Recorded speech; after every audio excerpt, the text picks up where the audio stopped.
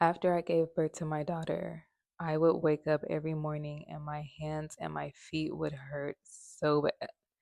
Like it would feel like I walked 1,000 miles throughout the night and my feet would hurt so bad and my hands felt like the same way. Like it was an equivalent of pain. And it was happening every morning. Now, of course, being a new mother with a newborn, I'm not going to be getting that much sleep anyway. So I think that did factor into it, but it was just crazy. It was every single morning.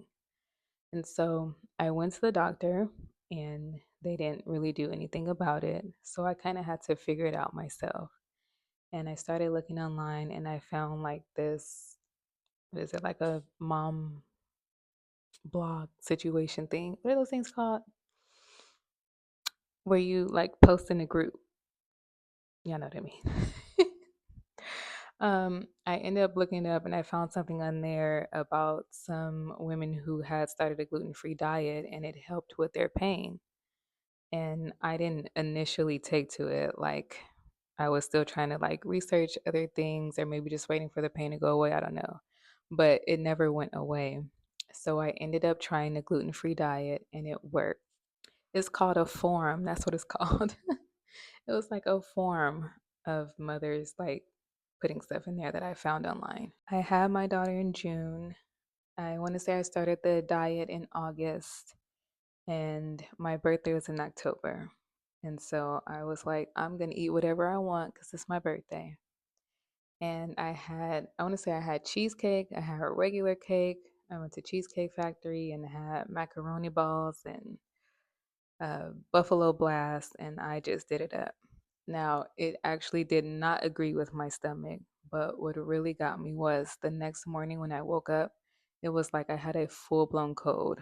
Like I was coughing, my nose was running, I was like congested. It was crazy. Like how how like I used to be able to eat this stuff. I used to be able to eat bread and now it's making me sick. Like that's legit crazy.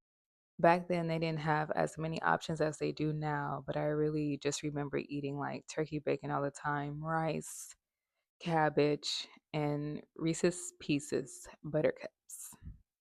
Peanut butter cups? Peanut butter cups. And they used to have these little fudge brownie things that were like crispy. That was like the first gluten-free treat that I had ever had. I remember just eating that stuff all the time, but I did try to stick to the diet as much as I possibly could, but there would be some times where I wouldn't. Like I was still eating in and out, like with a regular bun, or I would eat macaroni and cheese or whatever.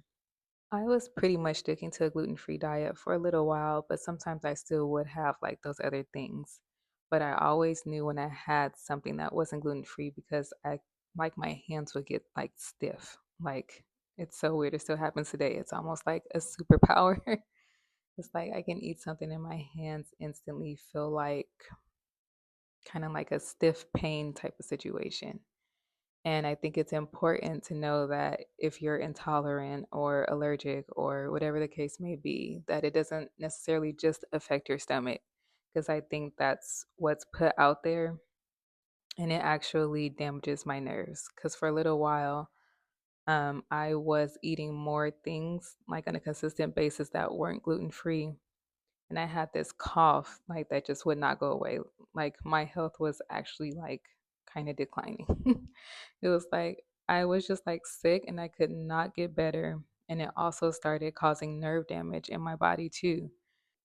I think it's important to share stuff like this because you never know what somebody might be going through and who might need it. Like, who knows where I would have been if I wouldn't have found that mom form. Like, especially as a new mom, like the last thing you want to be going through is having a newborn baby and being in pain. like you're already not sleeping and all the things like that's, we don't need any extras, okay? And just anybody in general, like being a woman of color, being a black woman is like things tend to impact us differently. Like we tend to present different symptoms that don't line up with the typical symptoms. And it's like health is not a one size fits all type of thing. And so I think it's important to like let people know like, hey, these are things that you might want to look out for. Stuff like this often gets overlooked for us because we don't present the typical symptoms, and so they don't know what to do with us. Switching to a diet like this is not easy, especially when you're used to eating such good food. But I think that's why I kind of flip-flopped in my diet for a little while. And then once I saw that it was like actually damaging my body, is when I became on a more strict diet. And I've been on a strict diet for about 5 to 6 years. Um, the market has gotten a lot better. I like to look at it now as like this was God's way of starting to set me apart. um, I've never been diagnosed, but I do know how it affects my body. And I don't know if I'm allergic, intolerant, sensitive. I don't know. I don't know. But I know that it depends on how much I eat. Like if I do end up eating something that has gluten in it, it depends on like how much is in that food. Like if it's only a little bit in there, then it won't really like do anything to me. But if it's heavy like gluten, then I'm gonna like have a little cough or I'm gonna feel it in my hands or whatever. And it depends on how much I have. Like if it's just a little bit, it's not really gonna affect me. But if I ate something like a whole meal, I would probably end up sick and like getting a cold like I did when I first tried that out on my birthday all those years ago. I'm not gonna lie, I used to feel like I was missing out until I went and did the 21-day Daniel fast. And the only thing that I was eating was fruits and vegetables and beans and what, brown rice, I want to say, maybe some seeds or whatever. And I started to realize, like, oh, I still have a lot of options. I still have a lot of options because on that fast, I didn't eat any meat. I didn't eat any cheese. I didn't eat any eggs. Like, I didn't eat anything like that. And I realized that I still had a lot of options that I could choose from. So I think that's been the most important thing is to not feel like you're missing out. Like, you can still have a full, healthy diet. You can still enjoy what you eat and still be healthy. For anybody that's switching to a gluten free diet, whether it's out of necessity or if it's from desire, I would say for the sake of your wallet, don't automatically just go towards the gluten-free bread products because it's going to break your bank. And a lot of them still aren't that great, to be honest. I know it can be hard to switch to a diet like this because trust me, I love bread. I used to eat Louisiana crunch cake for breakfast and then I would eat it again for lunch. That was that was, I used to love that cake. But no, I would say stay away from that for sure. Another thing is that you have to read labels. Like if you think it's something that should be naturally gluten free, but it doesn't have that gluten free label or that little wheat symbol that's crossed out, like if it's not on there, you absolutely have to read the ingredients because you'd be surprised what has wheat in it because they put wheat in things to stretch, like stuff like seasoning and like especially like packaged seasonings and like the packaged flavored rices, like a lot of those foods have wheat in them.